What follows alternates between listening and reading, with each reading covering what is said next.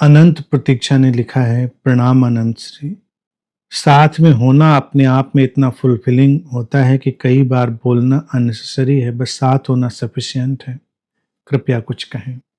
यही तो सारी बात अभी हमने कही कि साथ होना पर्याप्त है। अब बोलने की जरूरत नहीं है तो इसका अभिप्राय ये नहीं कि बोला ही नहीं जाएगा, बोला भी जाएगा। इस बात को मानकर प्रेम में डूबे लोग मुंह पर पट्टी बांध के थोड़े जीवन यापन करने लगेंगे, जैन मुनि बन जाएंगे। घर कैसा कार्टून नेटवर्क बन जाएगा, मुंह पर पट्टी बांध के घूम रहे हैं। कह रहे अनंत सिंह ने कहा था बोलने की कोई जरूरत ही नहीं है। हाँ, बोला जाएगा, बोलने की बेचैनी नहीं। बोलना और बोलने की बेचैनी ये दो अलग बात है। प्रेम में बोलने की बेचैनी चली जाती है, लेकिन जो बोलने जैसा है वो बोला जाता है। प्रेम में गीत भी उठते हैं, गीत भी गाए जाते हैं। प्रेम में बहुत कुछ होता है। बोलना और ना बोलना दोनों कोई उद्देश्य नहीं है। ये भी उद्देश्य नहीं कि नहीं बोला जाएगा और ये भी उद्देश्य नहीं कि बोला जाएगा। अभी तो लोगों के अंदर बेचैनी है। कई लोग इसीलिए दिन भर अगर गपशप ना कर लें तो पेट में दर्द होने लगता है, उनके पेट में उनके मरोड़ उठने लगती है। तो इसीलिए कहीं मिलकर, कहीं किसी पार्टी में जाकर, किसी को फोन मिलाकर सब कूड़ा कचरा निकालना है। बेचैनी है, वो बोल नहीं पा रहे इसलिए इतने बेचैन है। प्रेम में ये बेचैनी नहीं है कि हमें नहीं बोलने को मिल रहा है तो पेट में दर्द हो रहा है, लेकिन जो जरूरी है वो बोला जाएगा। अगर जरूरी भी प्रेम ना बोल पाए तो वो भी प्रेम नहीं है। प्रेम तो एक अनूठा संतुलन है। प्रेम पुरानी साइलेंट मूवीज जैसा नहीं है कि बोलता ही नहीं, या और पुरानी मूवीज जिसमें बस देखते रहना, रोते रहना, ये वाला सारा काम होता था। प्रेम तो जो कहना है सब कह देता है, बेचैनी नहीं, बोलने की बेचैनी नहीं। यही अंतर है बस केवल। प्रेम से अधिक सृजनात्मक भी तो कुछ नहीं। प्रेम में डूबे कबीर ने क्या क्या नहीं गा दिया, प्रेम में डूबे बुद्ध ने क्या क्या नहीं बोल दिया, प्रेम में डूबी मीरा ने क्या क्या नहीं गाया, क्या क्या नहीं नृत्य किया। तो प्रेम सृजनात्मकता की एक विशुद्ध धारा लेकर चलता है। बोलना अनिवार्यता नहीं, बस उसके पीछे यह है कि बोलने की बेचैनी नहीं। मनीषा मत्ता लिखती हैं, प्यारे सदगुरु जी, मुझे आपसे कुछ कहने का बहुत मन कर रहा है, लेकिन शब्द वही हैं जो मैंने पहली बार अनंत में कहे थे, लेकिन एहसास बहुत गहरा है। मेहनत आपकी है, सुकून हमें मिला है। हमने तो ऐसा कुछ किया नहीं और न ही हम इस लायक थे कि अस्तित्व ने हमें आपका साथ दिया। थैंक यू अनंत श्री जी कि हमारी जिंदगी में आप हैं। एक और बात कब से कहना चाहती थी, लेकिन वो कबीर जी के शब्द थे। सोचा था कुछ टूटा फूटा अपने ढंग से कहूंगी, लेकिन वो भी लिख न पाई। तो सोचा शब्द उनके हैं तो क्या मेरा भी एहसास भी वही है जो दिन प्रतिदिन इतना प्रगाढ़ होता जा रहा है। सात समंदर स्याही करूं, धरती कागज करूं और उससे सदगुरु की महिमा लिखूं, तो भी उसका ऋण नहीं चुकाया जा सकता। मनीषा जी, आपके इस प्रेमपूर्ण भाव को समझ सकता हूं। वो है बहुत गहरा है और बिना शब्द के भी बातें ट्रांसमिट हो जाती हैं। जब कहने को आए तो हम कबीर के, कुबेर के, मीरा के, मीर के, किसी के भी शब्द ले सकते हैं। शब्दों में कोई फासला नहीं और बुद्धों के शब्दों में कोई कॉपीराइट नहीं होता कि उनके शब्द अपनी बात ही कहनी होती है। और ऐसा नहीं है कि ये वन वे ट्रैफिक है, यकीन मानो ये टू वे ट्रैफिक है। जितना कोई मुझसे जुड़ता है उतना ही इस तरफ से भी प्रवाह उधर होता है। और ये फॉर्चुनेट स्थिति है, ये सौभाग्य की स्थिति है कि अनंत पथ पर मित्र गहनतम प्रेम और गहनतम ध्यान में डूबकर चल रहे हैं। ये कार्मा अभी चाहे कम ही सही, लेकिन ये गंगोत्री से निकलती हुई गंगा है। जल्दी ही ये विशाल नदी और जल्दी ही ये सैलाब भी बनेगी, ये मैं जानता हूँ। तो शुभ है, सुंदर है, चलती रहिए इसलिए, और सब साथ में है, कोई चिंता की बात नहीं। कुसुम जी लिखती हैं, अनंत श्री नमन, जिस प्रेम की बात आप करते हैं उसका तो पता नहीं, लेकिन आपके सानिध्य में वो चेतना का नाजुक रेशमी धागा बड़ी आसानी से पकड़ में आ जाता है और एक खुमारी का आभास होता है। जब अभ्यास के लिए खुद बैठती हूँ तो वो ध्यान का धागा जैसे खो जाता है, बड़ी मशक्कत के बाद जाकर पकड़ में आता है। क्या करें कि हमेशा स्वयं को उस चेतना की डोर से जुड़ा पाएं, लेकिन ए रंगरेज मेरे, ये रूह की उजली सी सफ़ेद चादर बड़े एतबार से तुझे सौंप रही हूँ कि कुछ प्रेम और इबादत के इंद्रधनुषी रंग मुझ पर भी चढ़ा दे, क्योंकि अब ये उजला सफ़ेद रंग मुझे फीका सा लगने लगा है। यही तो कुसुम जी, मैं हमेशा कहता हूँ कि हमें वैसी चादरें नहीं चाहिए अनंत पथ पर कि ज्यों की त्यों धर देनी चदरिया। अस्तित्व ने उजली सफ़ेद चादर दी है तो उसे इंद्रधनुषी रंगों में रंग कर ही लौटाना है। रंग आएंगे चढ़ेंगे, ध्यान का धागा पकड़ में आए, इसके लिए जरूरी है कि ध्यान के धागे को छोड़ दीजिए। प्रेम के सूरज की फिक्र करिए, उसके धागे उसकी किरणों की तरह जीवन में आते हैं और ध्यान के कपड़े को बुन देते हैं। ध्यान कोई अलग की चीज नहीं है।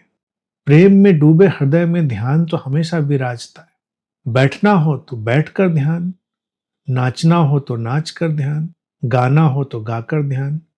यहां तक कि प्रेम में डूबे हृदय के लिए हर चीज ध्यान बन जाती है। कबीर भी तो इसी बात को कहते थे कि उठना बैठना सब उसकी परिक्रमा बन जाता है, बोलना सब उसके मंत्र बन जाते हैं, खाना पीना सब उसका भोग बन जाता है। तो यही अवस्था लानी है, उसमें ही डूबना है। और ये जो यात्रा है ये सुंदर है। और अनंत पथ के सारे मित्रों से मेरा यही कहना है कि आश्वस्त रहें। यहाँ पर जो ये यात्रा चल रही है, ऐसा मत सोचें कि ये वन वे ट्रैफिक है, यहाँ सब पता रहता है। अब ये कहूँगा तो बात थोड़ी अंतर्यामी वाली लगेगी, लोगों को लगेगा अच्छा देखो गुरुजी कहते हैं हमको पता नहीं चलता, और उनको किसके दिल में क्या चलता है सब पता रहता है, और वैसा ही रिस्पॉन्स, वैसा ही प्रत्युत्तर उसको मिलता रहता है। प्रेम ही एक ऐसी घटना है जो अंतर्यामी बना देती है हमको, कोई जादू अंतर्यामी नहीं बनाता। और जो भी प्रेम में डूबा है उसने जाना है कि हाँ हम जानते हैं इस बात को। आज के सेशन का जर्रा जर्रा इश्क नहीं है, हर सेशन का जर्रा जर्रा ये देखने का नजरिया है।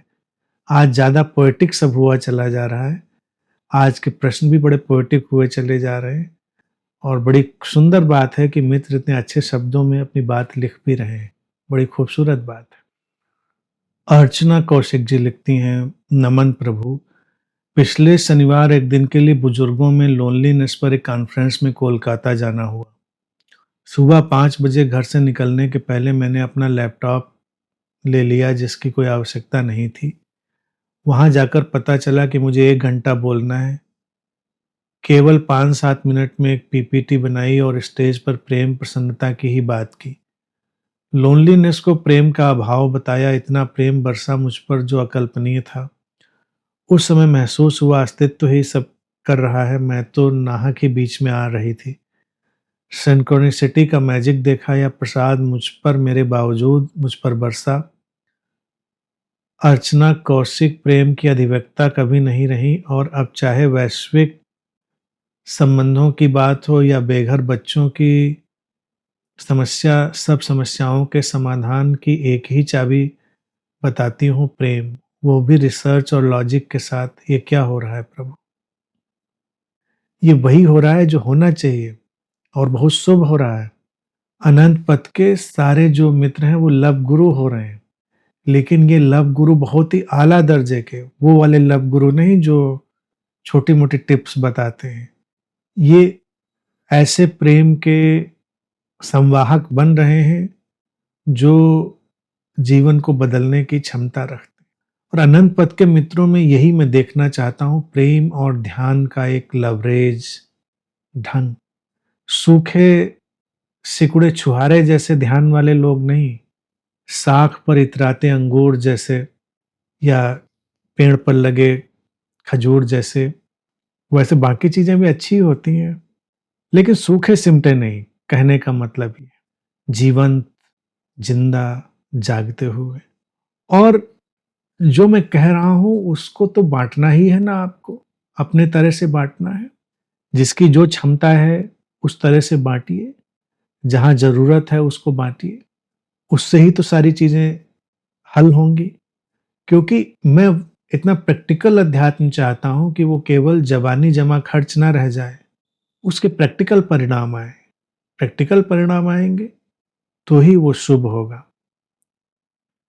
दीपिका देशपांडे जी लिखती हैं, क्या प्रेम माँ की ममता के स्पर्श जैसा है? जब हर सांस हर प्रेम से भरकर लेते हैं तो शरीर का कण कण निर्भर होने लगता है और धीरे धीरे अंतराल में प्रवेश हो जाता है। लगता है कि प्रेम रूपी माँ के गर्भ में शिशु जैसे समाये हुए है। शायद ये प्रेम की सुंदर अनुभूति है, कुछ कहें अहोभाव। जब हम प्रेम में डूबते हैं तो पूरा अस्तित्व ही हमारे लिए माँ जैसे हो जाता है। हम उस अस्तित्व के गर्भ में ही होते हैं और इसीलिए हम निश्चिंत होते हैं, इसीलिए हम निर्भर होते हैं। हम जानते हैं कि अस्तित्व ने हमको संभाला हुआ है। अप्रेम पूर्ण स्थिति में ही देखिए इंसान को अपरूटेड होने का एहसास होता है। उसको लगता है जैसे मेरी कोई जड़ें नहीं, जैसे मेरा कोई वजूद नहीं। वो भटकता हुआ अपने को देख पाता है। प्रेम में डूबा व्यक्ति अस्तित्व के गर्भ में होता है। वो देखता है कि अस्तित्व ने सब संभाला हुआ है और यही उसकी सबसे बड़ी हीलिंग भी है, यही उसकी सबसे बड़ी शक्ति भी है और यही उसकी सबसे निश्चिंतता की जीवन शैली भी है। बाहर की माँ का स्पर्श कभी कभी भटक भी सकता है, लेकिन अस्तित्व रूपी माँ का स्पर्श कभी भटकता नहीं। क्योंकि एक जो माँ है जिसने जन्म दिया है बच्चे को, उसके अपने संस्कार, उसके अपना ममत्व और उसकी तमाम चीजें भी उसमें हावी हो सकती हैं। मेरेपन की भावनाएं हावी हो सकती हैं, बहुत कुछ हो सकती हैं। तो कई बार उन चीजों को कंटेमिनेट भी कर देती हैं। लेकिन माँ शब्द के बजाय अगर हम मातृत्व शब्द का उपयोग करें तो ज्यादा अच्छा होता है। क्योंकि मातृत्व एक अनुभूति है, मातृत्व एक अंतर की अवस्था है। वो एक गुरु के भीतर भी है, एक बुद्ध के भीतर भी परिपूर्ण मातृत्व है और वही अस्तित्व में समाया हुआ है। मातृत्व है जीवन का रहस्य और जीवन को संभाल लेने की व्यवस्था। तो प्रेम से भरकर जीने में जो लिखा है कि हर सांस बदल जाती है और हर जीवन का जो कण है वो निर्भर हो जाता है और आप भी इसको जी ही पा रहे हैं, ये बड़ी सुंदर बात है। अभी देखिए जब पिछले शिविर में आप आई, आपने अपना अनुभव बताया, सबके लिए कितना प्रेरणादायी था कि आपको चलने में इतनी दिक्कत थी और आप ट्रैकिंग करके आई। आपने इतना जो सारा डेंजरस स्लाइडिंग वगैरह थी सब कर ली अपने उम्र के इस पड़ाव पर। तो प्रेम की ही ताकत है जो ये सब कराती है। प्रेम ही हमको भयमुक्त कर देता है, प्रेम ही हमको वो ताकत दे देता है। तो वो सब आप भी कर पाई तो कितना सुंदर रहा। तो अब कल्पना करिए कि जब आप उस ऐसे मोड़ पर गई होंगी पहाड़ पर और ये सब, तो वो अस्तित्व का जो मातृत्व था उसी ने संभाला हुआ था। वो ऐसे सब कुछ संभाल लेता है, जीवन के छोटे बड़े सारे लम्हों को संभाल लेता है।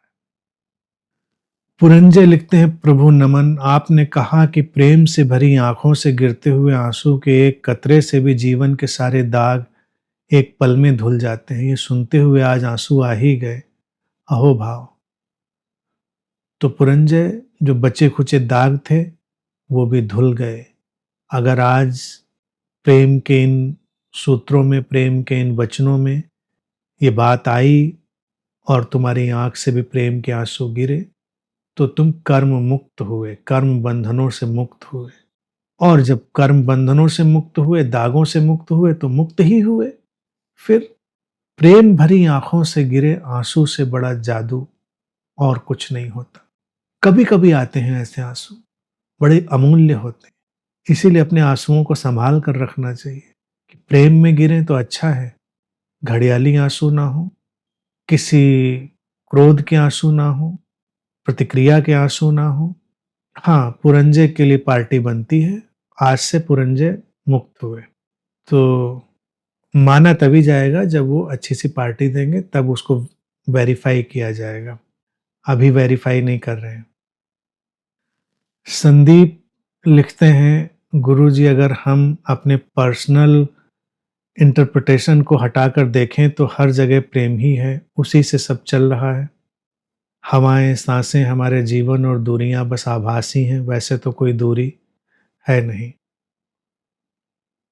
सचमुच में कोई दूरी नहीं है, सब दूरियां एक आभास हैं और पर्सनल इंटरप्रिटेशन ही सबसे बड़ी बात है। और जीवन में जो प्रेम नहीं घटता किसी के, वो इसीलिए कि पर्सनलाइजेशन इतना सॉलिड हो गया है। लोगों का पर्सन और पर्सोना, उनका जो मुखौटा है वो इतना सॉलिड हो गया है कि वो हटता ही नहीं बीच से।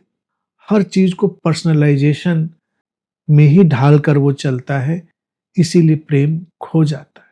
प्रेम का जादू ये है कि वो आता है और पर्सन को डिसॉल्व करके प्रेजेंस में बदल देता है। लेकिन आमतौर से लोगों के साथ ये नहीं होता। वो तो अपने पर्सन के साथ, अपनी पर्सनैलिटी, अपने पर्सोना के साथ ही प्रेम में जाना चाहते हैं। और जाहिर सी बात है, जब ये सब लेकर जाते हैं तो पर्सनल इंटरप्रिटेशन भी लेकर जाते हैं। पर्सनल इंटरप्रिटेशन होगा तो हर चीज फिर बदलती चली जाएगी। ये पर्सनलाइजेशन हटा और ये सब चीजें अगर गई तो सारी दूरियां भी गई, फिर प्रेम ही बचा। तो ये सबसे बड़ी बाधा है। इसीलिए मैंने अपने ध्यान शिविरों का जो पंच लाइन ही दी हुई है, वो मैंने यही दी हुई है कि फ्रॉम पर्सन टू प्रेजेंस। आप यहाँ क्या सीखते हैं मेरे पास आकर? मेरे पास आकर ध्यान की कोई ऊंचाई या ध्यान की कोई उड़ान नहीं सीखते हैं। आप बड़े ध्यानी नहीं बनते हैं, आप बड़े मुक्त और बड़े ज्ञानी नहीं बनते हैं, क्योंकि उस सब में पर्सन है। बड़ा ध्यानी, छोटा ध्यानी, छोटा मुक्त, बड़ा मुक्त, छोटा बुद्ध, बड़ा बुद्ध, बनता है ना, सब बनता है। ऊंची चेतना, नीची चेतना, मंझली चेतना। हमारे यहाँ आकर ये सब नहीं सीखते हो। हमारे यहाँ आकर जो सीखते हैं लोग, क्या? From person to presence. Person dissolve हुआ, प्रेजेंस आई। अब जब पर्सन गया तो क्या ऊंचा, क्या नीचा, क्या छोटा, क्या बड़ा, जो है सो है। वो प्रेम का क्षण है, वो प्रेम का लम्हा। हमारे यहाँ आकर ध्यान का तो चारा है, सीखते तो प्रेम ही है लोग। जैसे मछली पकड़ने के लिए वो चारा लगाकर लटकाते हैं ना, तो हमारे यहाँ ध्यान चारा है, उसको लपकने दौड़ते हैं लोग और पाते हैं कि पर्सन फंस गया कांटे में, प्रेम बच गया, प्रेजेंस रह गई। तो ये सब चालबाजियां करनी पड़ती हैं लोगों को समझाने के लिए। अनंत दिव्याक्षी ने लिखा है, सब कुछ आपकी तरह एक लय में है जैसे जीवन संगीत बन रहा है। और राधा लिखती हैं, बुद्ध के शिष्य की तरह जो जो फूल जहां जहां जिस डाली पर खिला है, वहीं से प्यारे गुरुदेव को अर्पण। ये बहुत अच्छा है। वहीं वहीं से हमने उसको देख लिया और वहीं वहीं से वो मिल गया, वहीं वहीं से सुगंध चली गई।